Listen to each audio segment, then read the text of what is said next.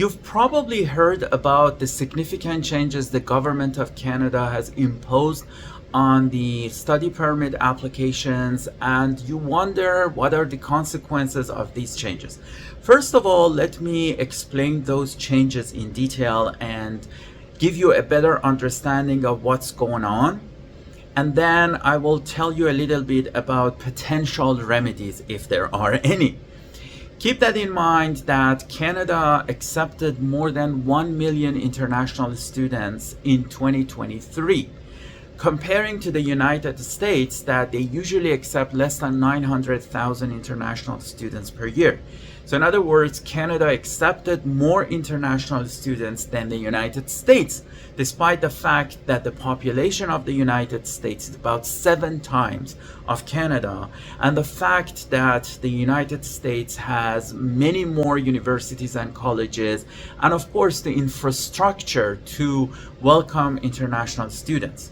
This has imposed a lot of pressure on politicians because people believe that the housing crisis that exists in major cities like Vancouver or in Toronto is partly because of international students, and of course they will adversely affect the job market because there is not enough jobs for permanent residents of Canada or Canadian citizens.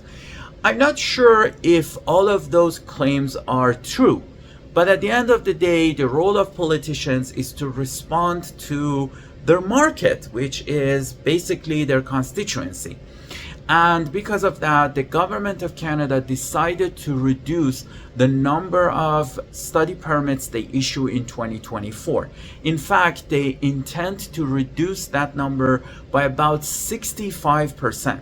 So instead of accepting more than 1 million international students in 2023, in 2024, we expect to accept less than 370,000 international students. This is a significant drop comparing to 2023. So how are they going to accomplish this?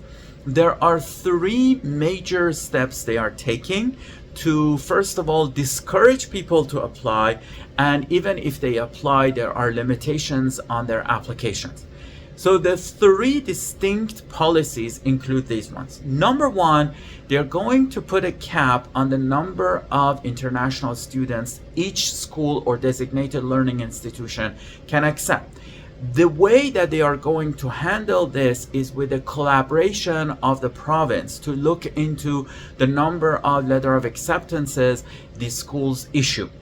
This means that in the near future, when you apply for a study permit, you also need to include a letter on top of the letter of acceptance that is, as I assume, will be issued by the province, mentioning that this school meets the cap, and within the cap they have issued the letter of acceptance. Of course, the devil is in the details, and we need to wait to see how they will roll out this program. The second issue is the collaboration between private colleges and community colleges. If, with the exception of Quebec, if you graduate from a private career college, you are not eligible for postgraduate work permit. Postgraduate work permit, or PGWP, is an amazing opportunity for international students because when they graduate from school, assuming they meet certain criteria, they can receive an open work permit after finishing their studies. That open work permit enables them to work in Canada and eventually qualify for immigration to Canada under certain programs like Canadian Experience Class, Federal Skilled Worker Program, under Express Entry, or some provincial programs like TechDraw in BC, which is part of the skills immigration to the British Columbia, or for example, international student stream in Ontario, etc., etc. What the government realized is that some private career colleges, because their programs were not qualified for postgraduate work permit, they signed agreements with community colleges. And because of those agreements, a student can receive a study permit to one of those private career colleges, but they will receive their certificate or diploma from a community college. And they, of course, finish their program at the community college and take some courses at the community college. But now the federal government says this arrangement is not acceptable for postgraduate work permit. In other words, if you go through one of these collaborations and receive a study permit, after finishing your study permit, you won't be able to apply for postgraduate work permit. And obviously that discourages people from going to private career colleges, and maybe that will reduce the demand for study permits, because many of the people who receive study permits, they in fact receive those study permits through letter of acceptances from career colleges. The third major change is the work permit for spouses and common law partners of international students. Right now, we have a special program under LMIA exemption code C42, which is an initiative under public policy based on humanitarian and compassionate considerations, that if you are a full-time international student in Canada, your spouse or common law partner can receive an open work permit. They can join you in Canada, and there are many benefits to that. Obviously, that spouse or common law partner, they are able to work and financially contribute to your life in Canada, and you can also be together.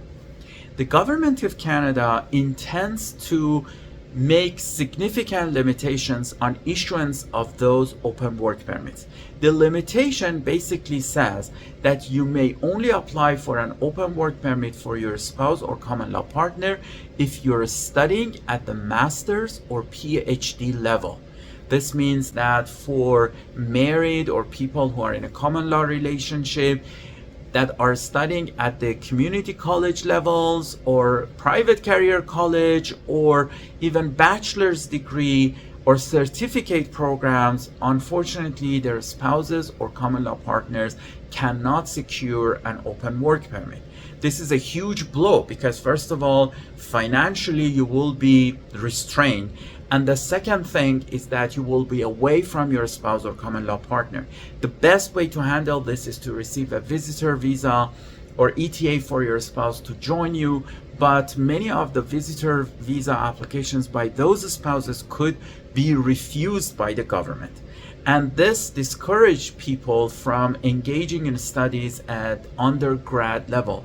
And their focus will be on master's program and PhD programs, which essentially reduces the number of people who apply for a study permit significantly. Obviously, the hidden agenda is that we will see a surge in the number of refusals of study permits.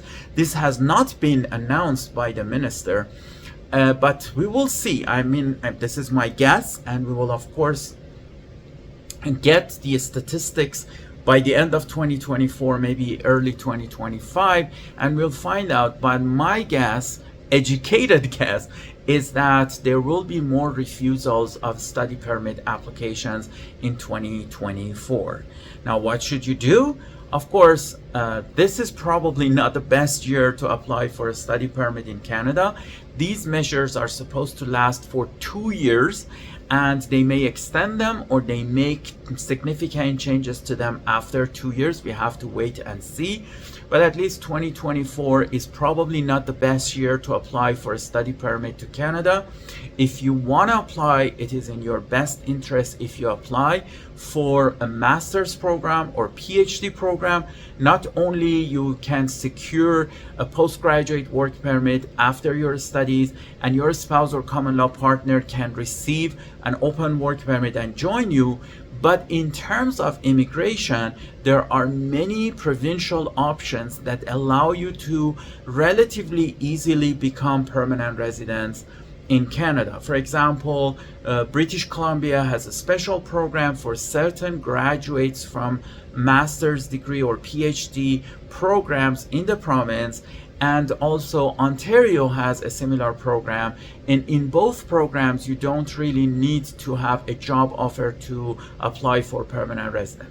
I have an article about the Ontario program. I will post the link below this video. You can take a look at that as well, about how you can become permanent resident as a master's program. For example, in 2022, Ontario issued invitation to apply for master's graduates and PhD, about 1,480 for master's graduates and 300 something for PhD graduates.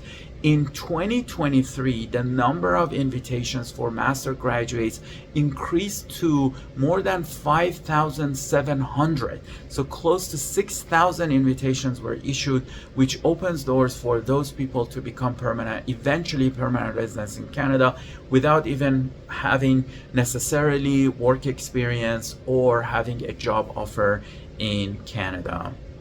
Thank you very much for watching this video. Please follow our channel, enable notifications, and get in touch with us if you need advice. My name is Al Parsai. I'm a regulated Canadian immigration consultant, or RCIC-IRB.